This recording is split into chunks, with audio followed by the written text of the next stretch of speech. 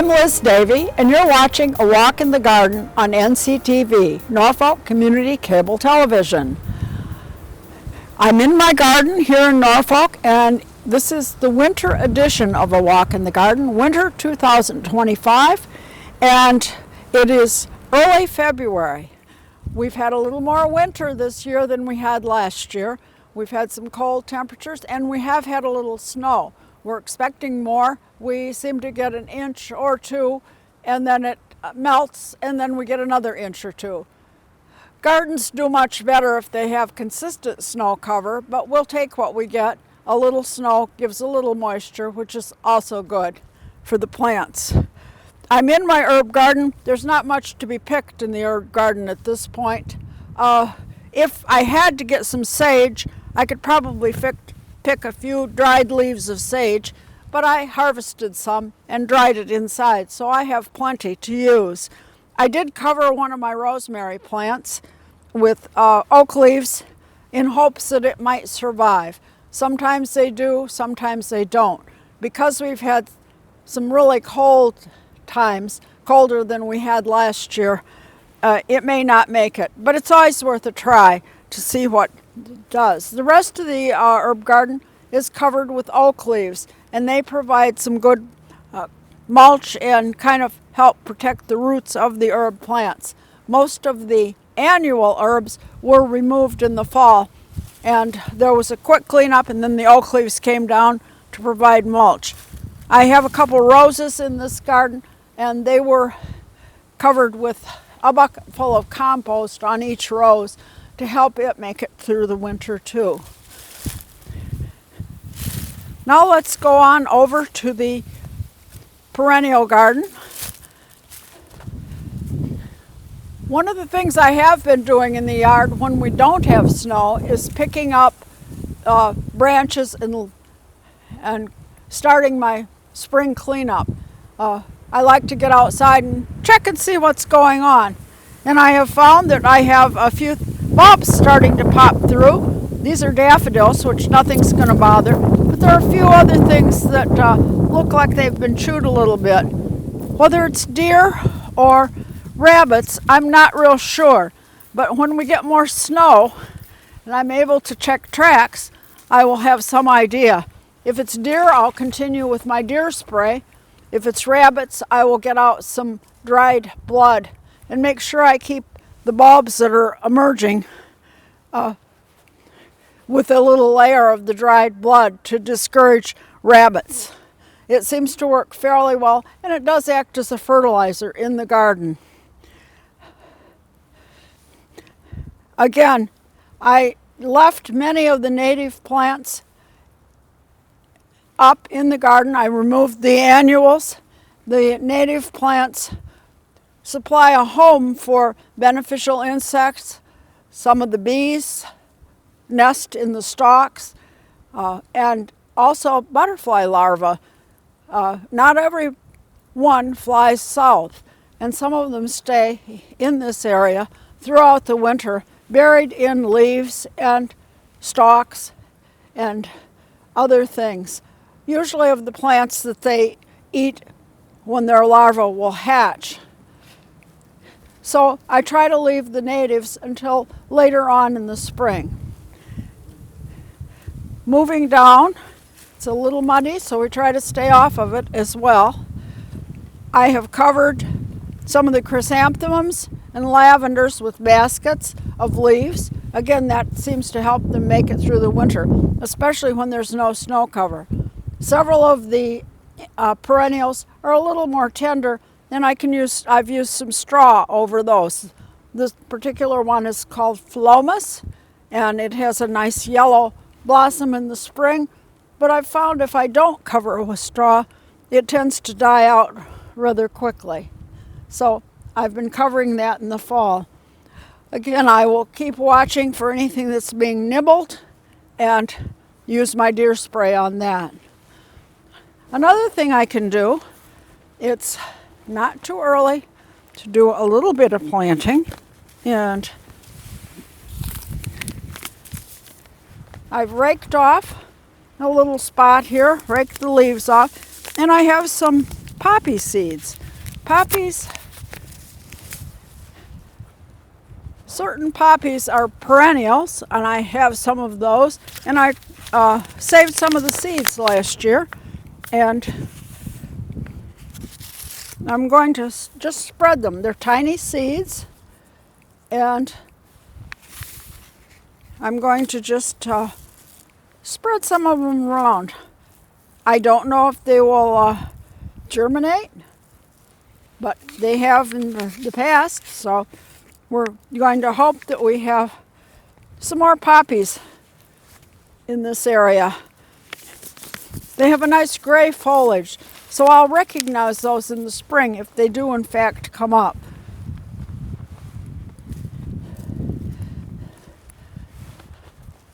I'm looking around the perennial garden and checking to see where I need something else. I'm also looking at the pictures that I took last year of the garden and deciding where I need a little more color or a different plant, perhaps a round plant if I have a lot of spiky plants, or a spiky plant if I have a lot of round ones.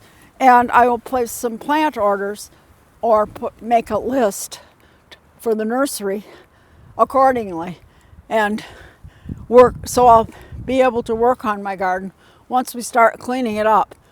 We can start cleaning up probably in April, possibly a little bit in March, just to clear out an area where the spring bulbs are coming up.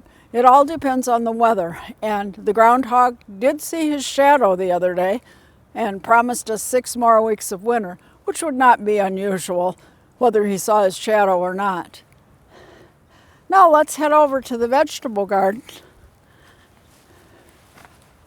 The vegetable garden, of course, is no longer producing, but I think a lot of us are going to be really counting on our vegetable gardens this summer, with prices up and probably going a little higher for fresh vegetables. I have covered several things. I've planted 1.5 rows of garlic in this area, and it is covered with straw, and it will be popping up through the ground as soon as the weather warms. Some plants were left in the garden. Those will be pulled and composted or burned. Strawberries have also been covered with straw, and I've ordered a new set of strawberries to be planted in April when they arrive. I'll keep the old ones because new strawberries need to have the flowers removed for the first year to strengthen the plant. And I don't want to miss out on strawberries this year, so I'll save the old plants until they have produced their crop, which will probably be a little less than it was last year. They're getting old. I replant strawberries about every 5 years, and they're on their 5th year now. But I will pick as many as I can from the old plants while the new ones are growing, and then the old plants will be removed. I also have covered my parsley with straw, and we're collecting brush, which will be burned. Norfolk has open burning from mid-January until the 1st of May. You do need to go on to the town website in Norfolk and get a burning permit. It's very easy to do if you just follow the directions. And then each day that you wish to do outdoor burning, you need to call the specific number at the fire department and see if burning is allowed that day. It is not allowed on days when the wind is heavy or there are other conditions that would prevent burning. You can burn as early as mid-January. However, I don't enjoy spending a day out when it's below freezing. So we will probably wait and start burning in later February or March, depending on the weather. We need to get some dry days without too much wind. Lately we've had way too much wind for me to comfortably do any brush burning.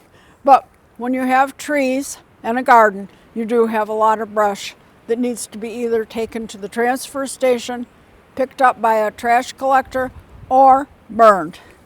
And we have been burning in some of the branches in the wood stove. The maple particularly. We've lost a few maple trees in recent years, and I've used the wood ash from the wood stove.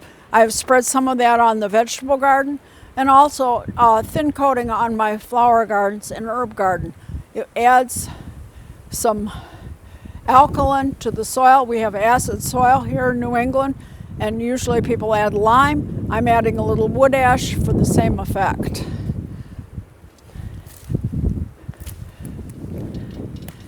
Now let's head back towards the backyard and the pond. These are some of my Christmas decorations, which I've left in the garden, in the pots. They don't come out, they're frozen in, so obviously they have to stay, but they do add a little color instead of just empty pots in the garden until spring. These will be removed and the branches discarded once spring arrives and it's time to plant some other things in these pots.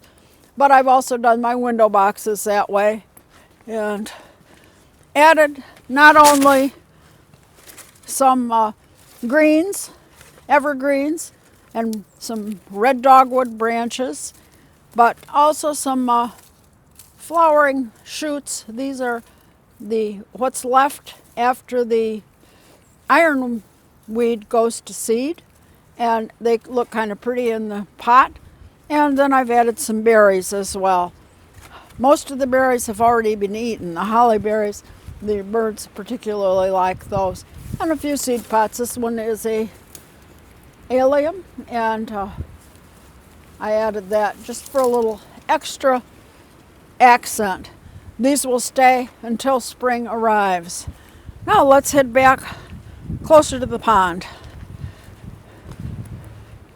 The pond is iced in. I wouldn't step on it. It's not very thick ice.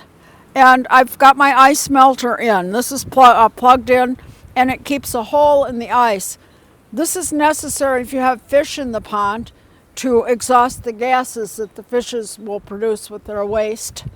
And it provides air for them. And if you have fish in your pond, you need to keep a hole in the ice at some point. Some people use an aerator that keeps the water flowing.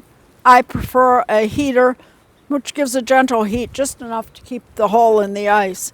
We don't feed the fish in the winter. They kind of are in suspended animation in there when there's not ice in the pond and it's still around 40 degrees.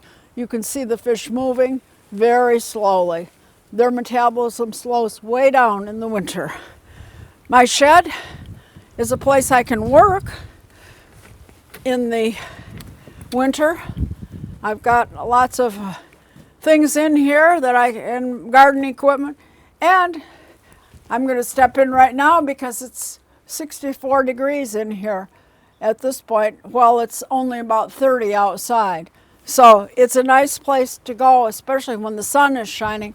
It will heat up to 70 or 80 degrees because it has a plexiglass side on the sun side of the building. I have a lot of evergreen plants out here, so it doesn't really look as sparse and bare as it normally would.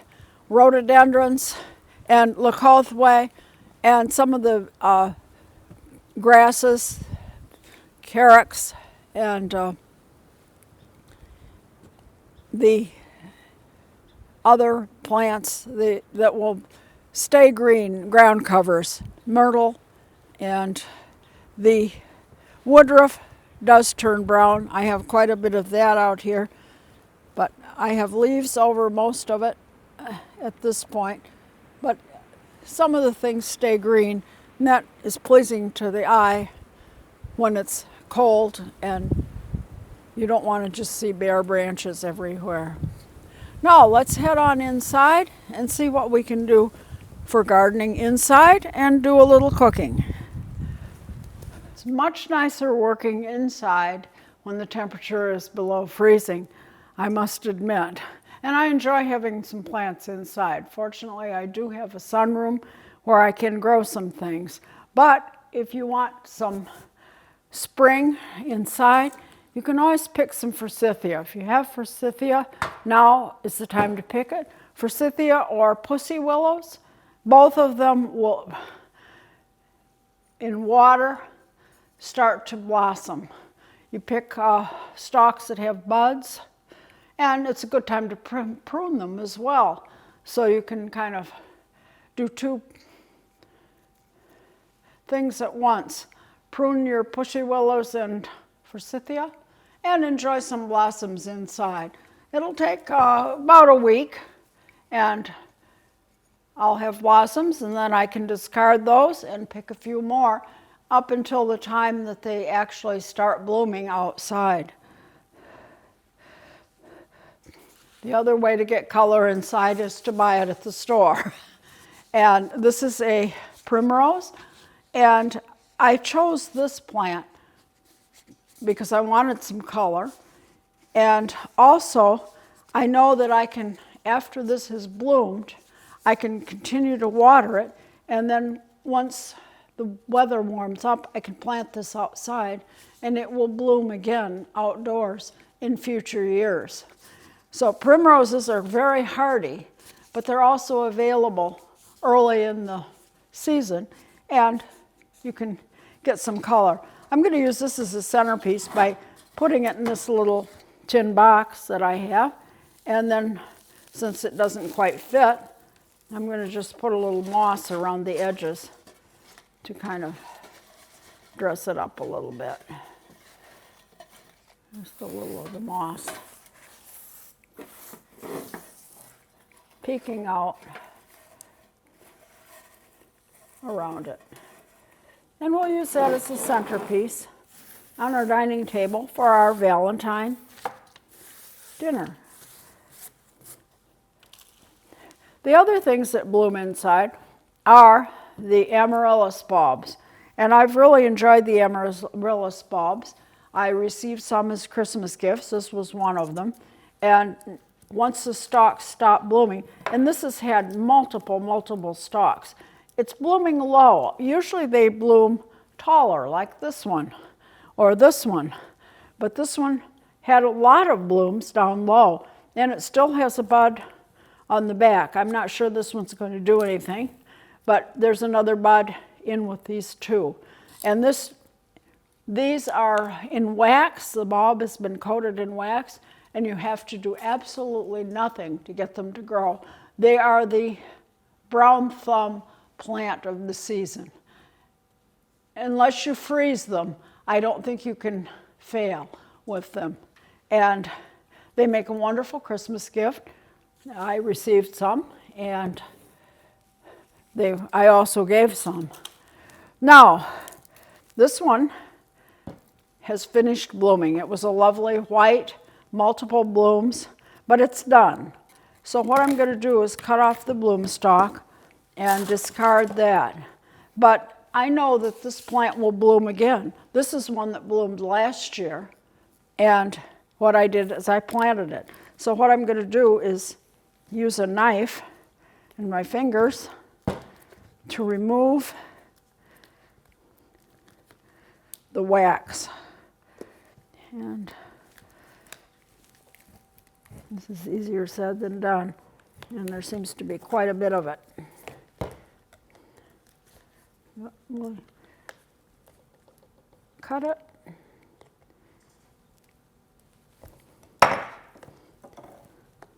But it's not going to work unless you get the wax off. And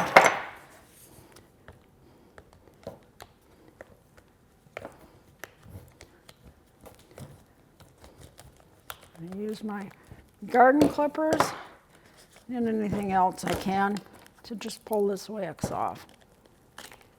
And there seems to be a secondary coat of wax underneath it. We want to get that off too. Usually once you get it started,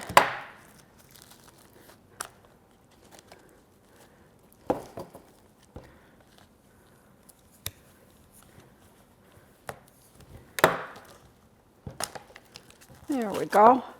And there is the bulb.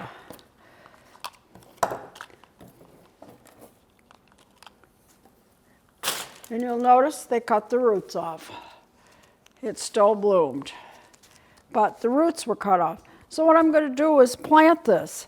And I have some potting soil back here. And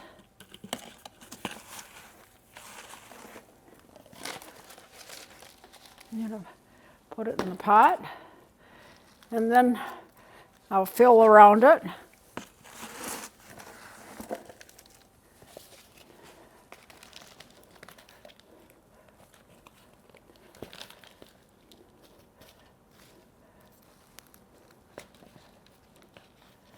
And leave just the top part peeking out a little bit.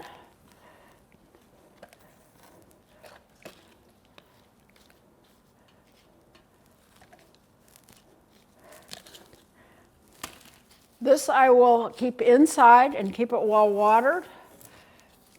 Just, when it gets dry, I'll water it.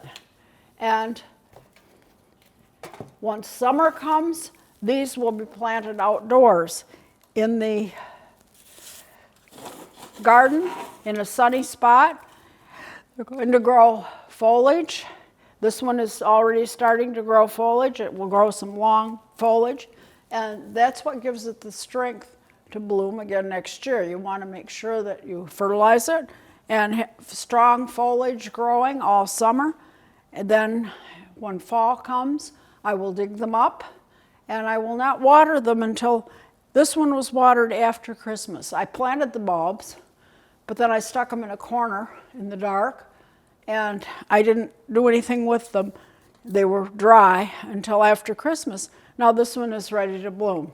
So you can have blooms for a long period of time, depending on when you start watering these bulbs again.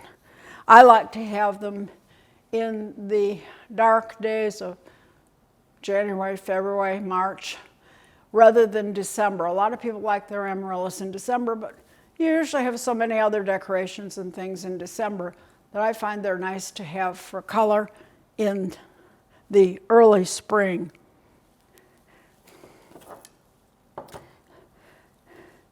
Most seeds, it's way too early to plant inside for vegetables. I know everybody's always anxious to get their tomatoes planted and get things started. But if you start things too early, they just become leggy inside, unless you have a true greenhouse to put them in. But even then, you need to follow some guidance. Our last average fall or spring frost date is May 15th. That means it's 50% whether we have a frost after that or not. You can usually set things out about then, being careful to cover them, but it's too soon to start your things that require only about 8 weeks before they can be transplanted. However, you can get catalogs and order seeds and plants right now. If you order plants, they will be sent at the proper time for planting in our area, which is Zone 6 now. It was once Zone 5 when I moved here 50 years ago, but it is now a Zone 6. Our frost is a little earlier, stops a little earlier than it did at that point, and we have a little longer growing season into the fall. But you can order your seeds and get them ready, and make a list of when you're going to plant them. Some things can be planted outdoors, and there are so many different online guides for when to plant. But just be sure you're not looking at a guide from somebody in California, because they can plant things year-round, and we can't. You need to find appropriate directions for the Northeast. However, there's one exception, and that is winter seeding. And I'm going to do some winter seeding in a milk jug. And this has become a popular way to start some of the native plants that are very hardy. And I started with a ice pick to poke some holes in the top and in the bottom. And you can use an awl or a heated screwdriver or anything that's pointed to make sure you have some drainage holes in the bottom. One year I didn't and lost the plants that were in it when they flooded. But then I'm going to cut this with a pair of kitchen shears that I have repurposed as garden scissors. They're very handy. And I'll cut around it, leaving about a 1/2 inch as a hinge. And this will be my little planting container. And for this one, I'm going to use what's called a germinating soil. I'll use the germinating soil later to start my seeds inside, but right now I'm going to use it to start some lupins, native lupins. Seeds for them are available. I collected my own seeds. And again, from some, I have a plant of native lupin, and I would like to have a couple more. They're very pretty blue stalks. They aren't as showy as some of the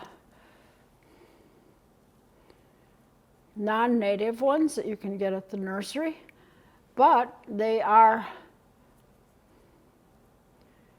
much more friendly to some of the native butterflies.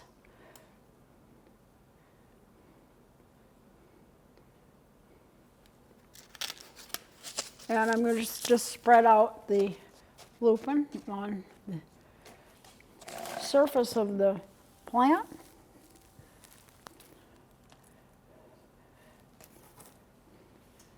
Later on, I'll be using the same technique to start my cabbage and broccoli. Those plants like cooler conditions. Probably about March I'll start them. And they like cooler conditions than I can supply in the house. So by starting them this way, they form rather strong plants outdoors. Now, important if you're starting plants in the milk jugs or water jugs or juice jugs or whatever jugs, they need to be transparent. The white jugs will not work. If you can't see through it, at least somewhat, they won't work successfully. But you need to make sure that you put a label inside and then outside. I've covered the seeds with just a tiny bit of soil, pressed them down. The soil has been dampened. And then I'll close it up and use a piece of tape to close it.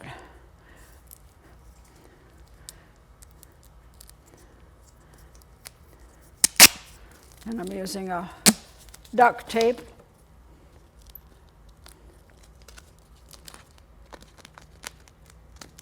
And I think this other pair of scissors works better for the tape.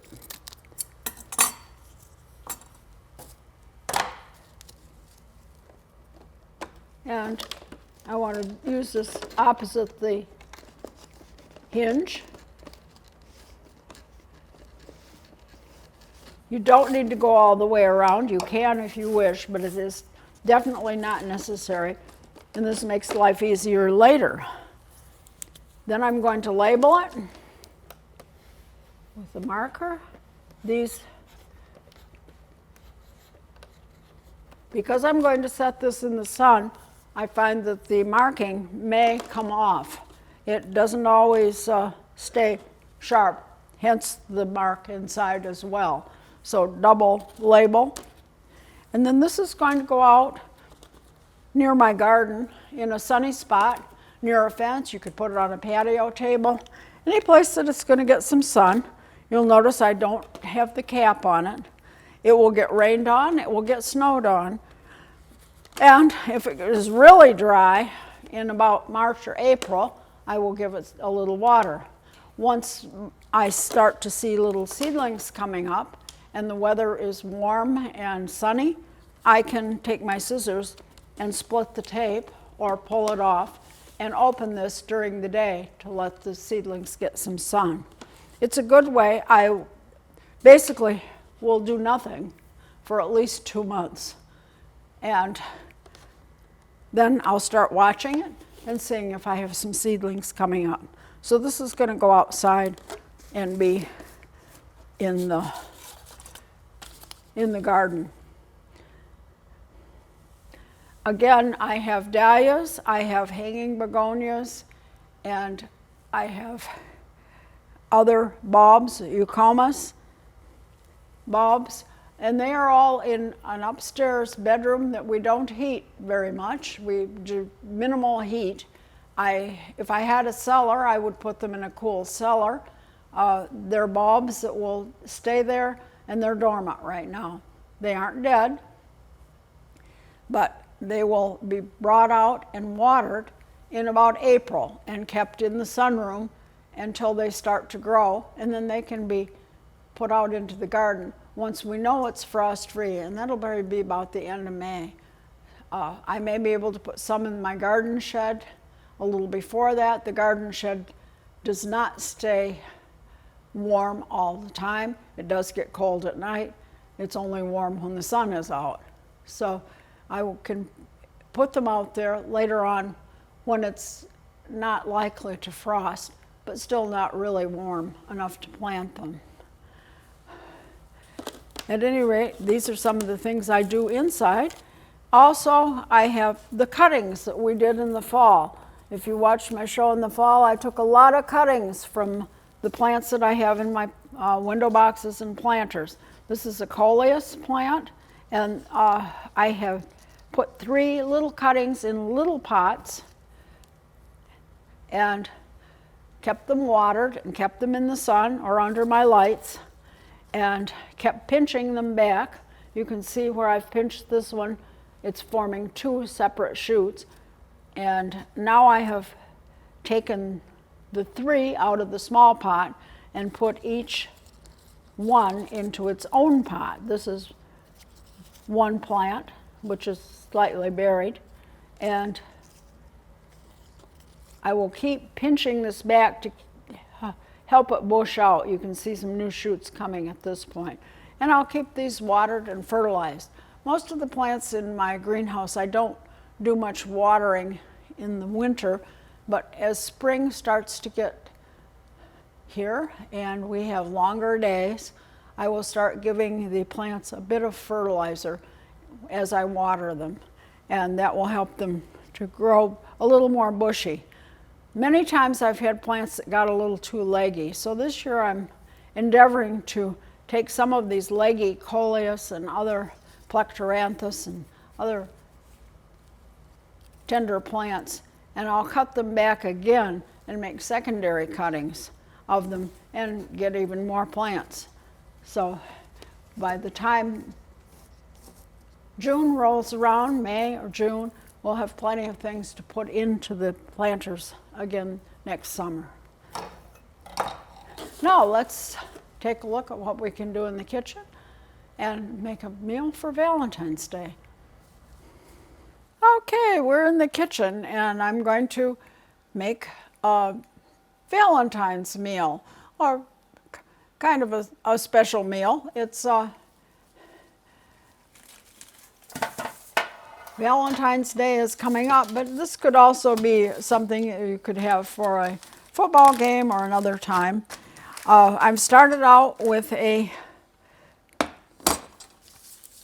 pound of ground beef. I'm giving you the recipe for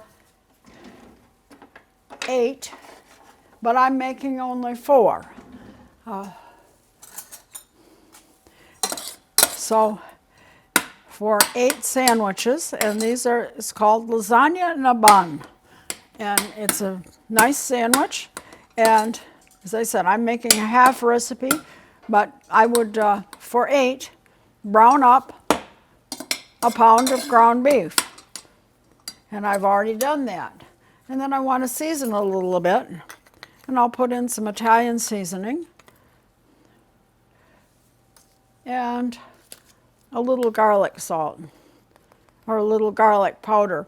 1/8 of a teaspoon of garlic powder is worth about a clove of garlic. So you don't want to use too much of that one.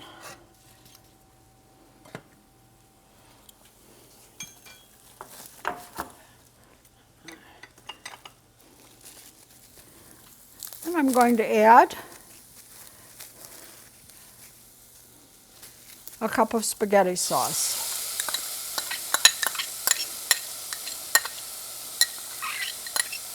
Your favorite one, or homemade, home canned. This was not home canned, but that would be a cup of spaghetti sauce with a cup of ground beef. And while that simmers a little bit, we'll get our rolls ready. You can use 8-inch sub rolls, or I'm using round rolls, which I have cut the top into a heart shape to make it a little Valentine theme. And I've used a cookie cutter to mark my heart and then gone around it with a knife. With the sub roll, you would just take a thin slice off the top of the roll.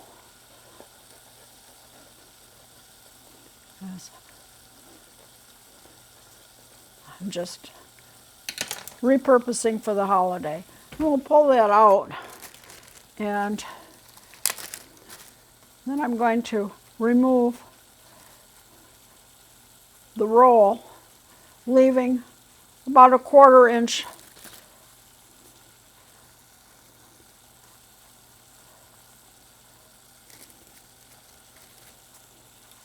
rim around the edge and at the bottom. What you take out, you can use for breadcrumbs. Feed the birds if you wish, although I think the squirrels would probably be the ones to eat it.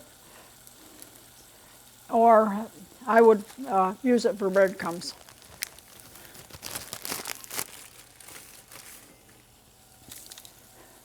Then we're going to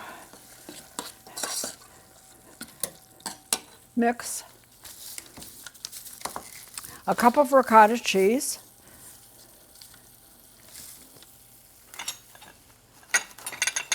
and I would have a cup of mozzarella cheese, a cup of cheddar cheese, and a 1/2 cup of Parmesan cheese. And I'm going to take half of each of these, just eyeball it, and mix it in with the ricotta.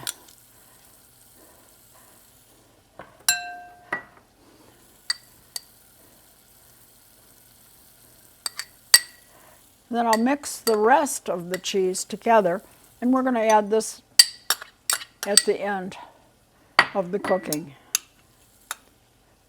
So we can just mix those, and we'll have that when it starts to finish. And then I'm just going to mix the cheeses together.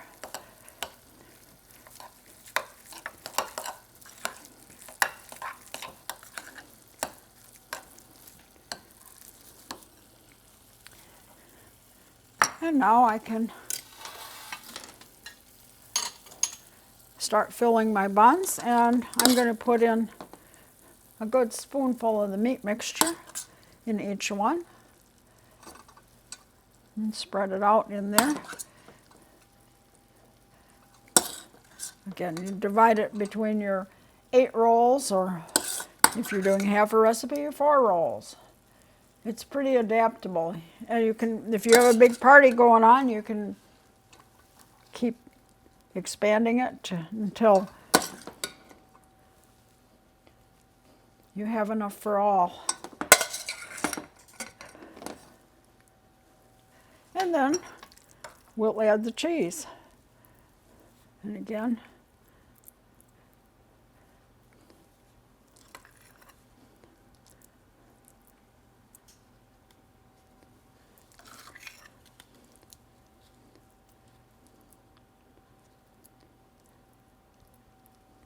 try to keep my little heart shape going. If you don't have a heart-shaped cookie cutter and want to make a heart, you can just cut it with a knife probably, or make a paper pattern.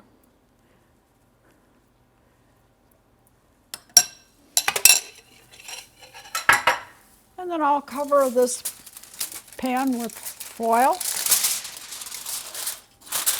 and put it in a 350 oven.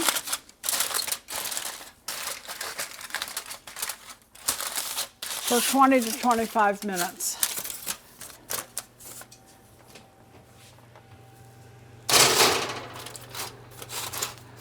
Just going to heat everything up and melt it all together.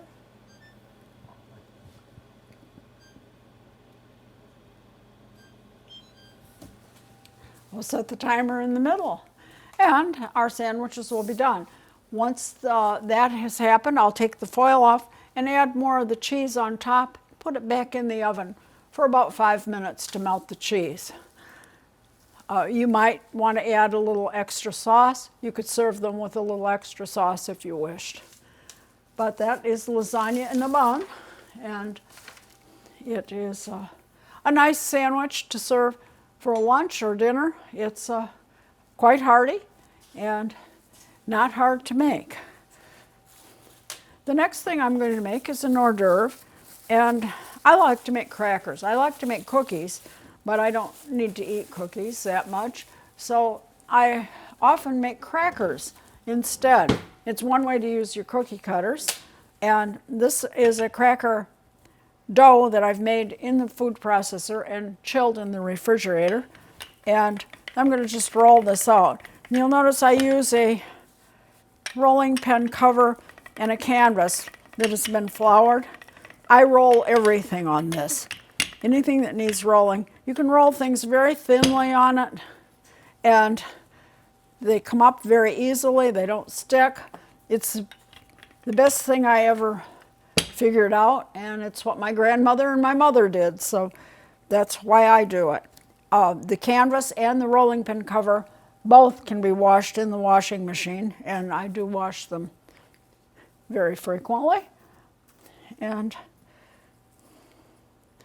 that keeps things sanitary. But I'm using a little heart-shaped cutter on these crackers.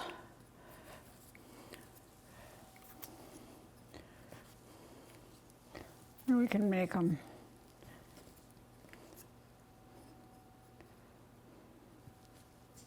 good way for your kids to learn spatial relationships and fitting things in.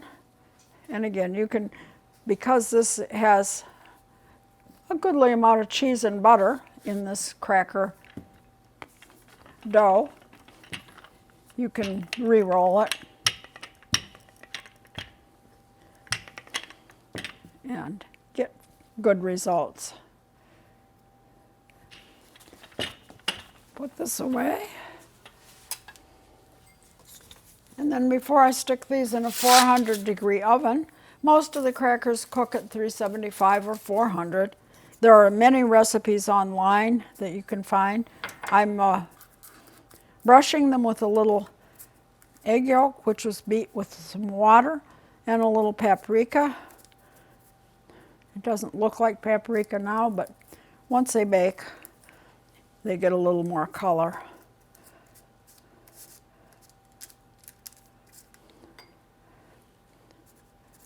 These are cheddar cheese crackers. And basically it's flour, cheddar cheese, butter, and a little seasoning. Some red pepper and salt. And I'm going to add a little more salt. This is coarse grind salt, and then I'll just put a few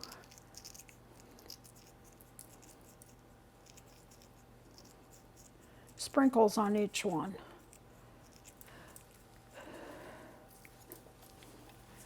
And these will go in a 400-degree oven for probably about 8 minutes.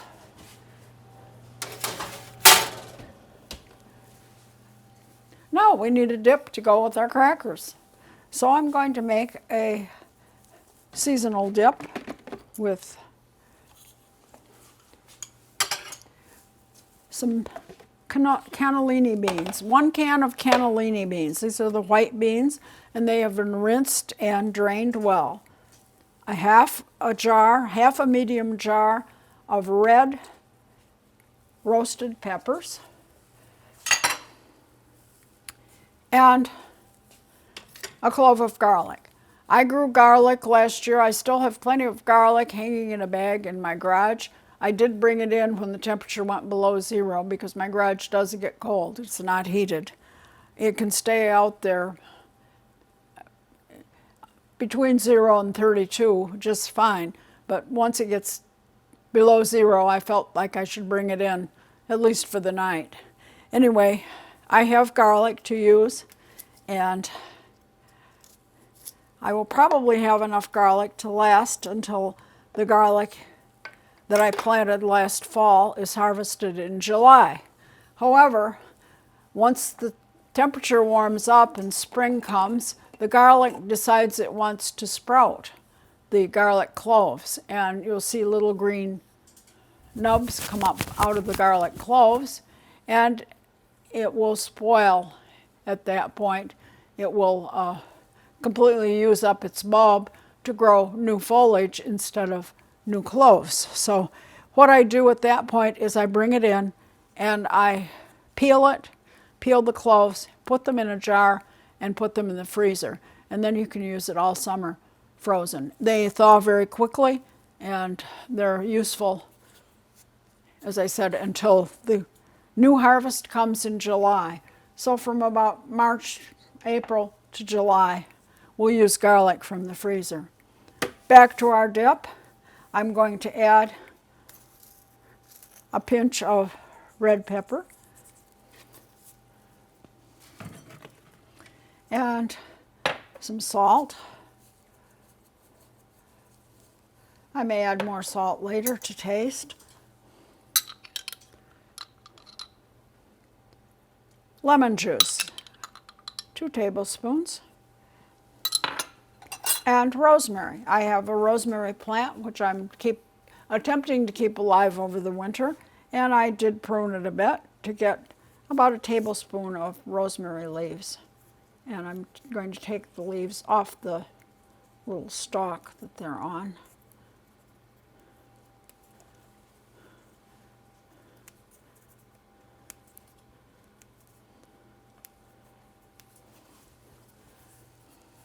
And then I'll blend this.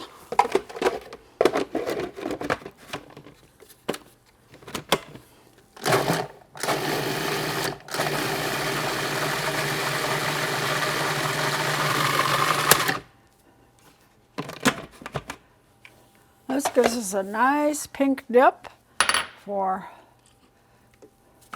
our cheese crackers as a little hors d'oeuvre.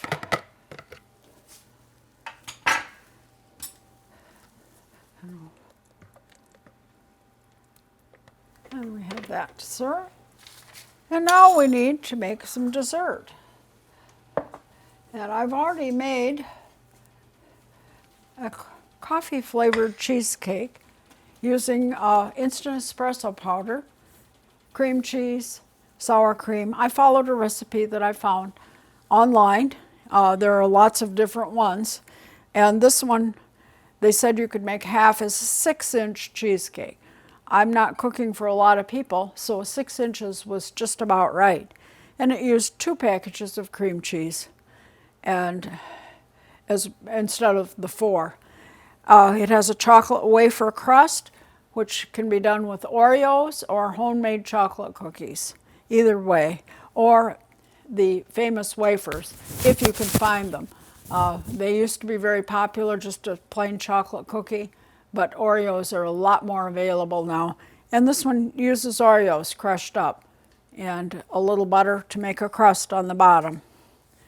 We're going to decorate it a little, and for that I'm going to heat some cream.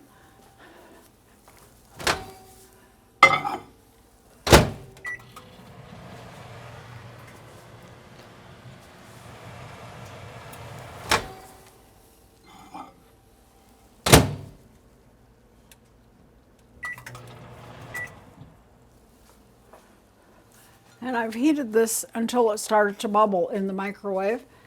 And this is a 1/4 cup of heavy cream and a 1/2 cup of chocolate chips.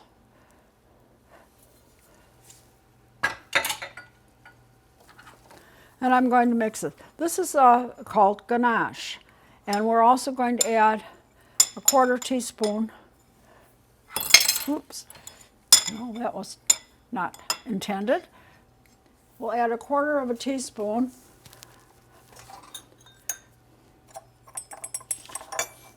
let's see, of the instant espresso powder. The espresso powder is a very good way to add a nice accent to anything chocolate. You don't need too much. Now to make ganache, you mix the warm cream with the chocolate chips.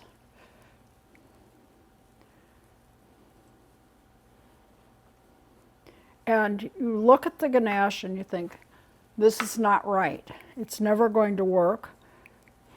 It looks terrible. How am I going to get a nice coating out of this? Keep mixing.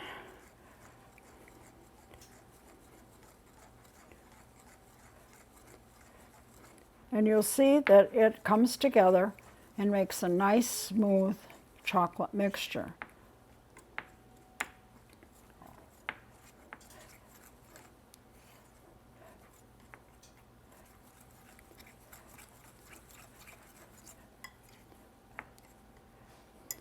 Now we're going to let this sit a few minutes, and while it's sitting, I'll clean up my mess. And I'm going to make some espresso whipped cream. Have my cream out and ready, and going to add a tablespoon of sugar. You can use either powdered sugar or granulated sugar. In whipped cream, it doesn't make a difference. And a 1/4 cup of the espresso again. This is a very coffee flavored cheesecake. And I'm going to whip this.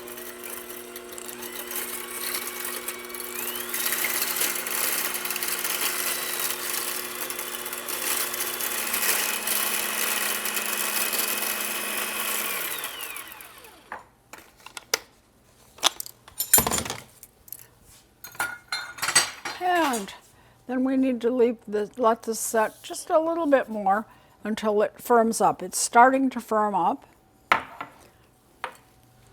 Okay, I'm going to add some cheese to the top of these sandwiches. A little of the extra that we had. And then we'll stick them back in the oven for about 5 minutes.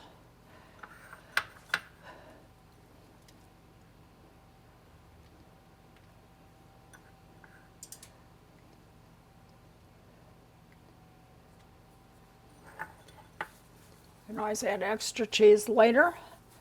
Now I'll put these back in for 5 minutes.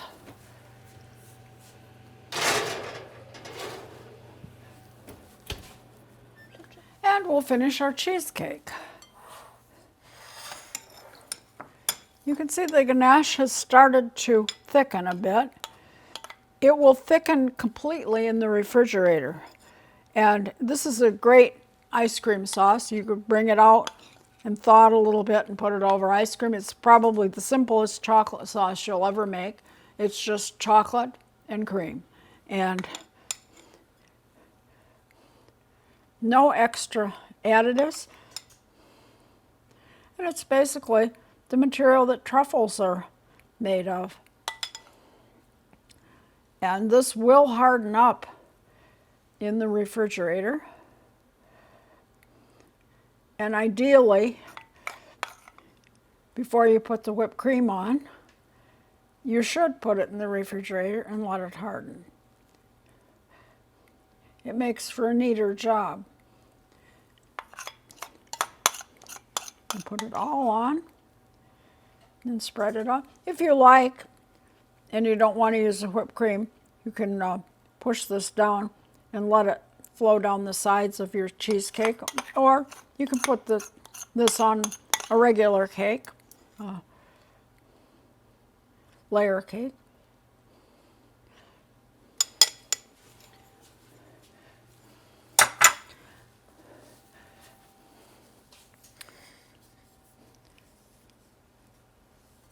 Now I'm going to add some of the cream around the edges. You could use a decorator, or you can just put puffs of the cream around the edges.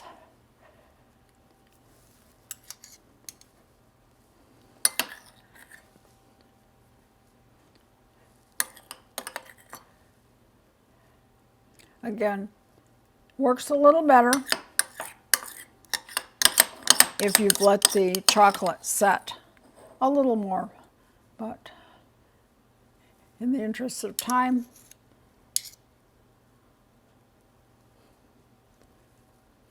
we're doing it this way. And then I'm going to further garnish it, because it's Valentine's Day, with some of my little heart-shaped rose petals. These are the rose petals that I candied in the from my rose bush, and we did these in the summer, and they make a very nice garnish all winter. Once they've been candied using egg white meringue powder instead of egg white, and then fine sugar, I let them dry and then store them in the freezer in a little container, and then I can add them to desserts to garnish them as we go through the season. And hopefully come June, I'll be able to pick more roses. Again, you need roses that have not been sprayed or have anything that's going to be toxic on them, and make candied rose petals. I also do violets in the early spring when just the wild violets are in bloom. Now let's head into the dining room and put our whole meal together. Just recapping a little bit, we spent some time in the garden. We spent some time working on indoor plants too. And then we made a nice Valentine's meal using some of the things that we got from the garden last year, a few things, although we're a little short on those now until spring comes. But we made an hors d'oeuvre with a roasted red pepper sauce and little heart-shaped crackers, cheddar crackers, lasagna in a bun. Again, these can be made in 8-inch sub rolls. I used the round roll and cut a heart shape. If you were using the long rolls, you'd cut a slit off the top and hollow out some of the inside for the fillings. I'm serving it with just a green salad, to which I've added some walnuts, some croutons, some orange pepper, and a little red onion. And we'll serve that with some Italian dressing to go with our sandwiches. And then we have a coffee-flavored cheesecake for dessert with a ganache topping and espresso whipped cream on top. And we garnish that with some of the heart-shaped rose petals that we candied from last year's roses. Thank you for joining me. I'm Liz Davey, and you've been watching A Walk in the Garden Winter 2025 edition on NCTV Norfolk Community Cable.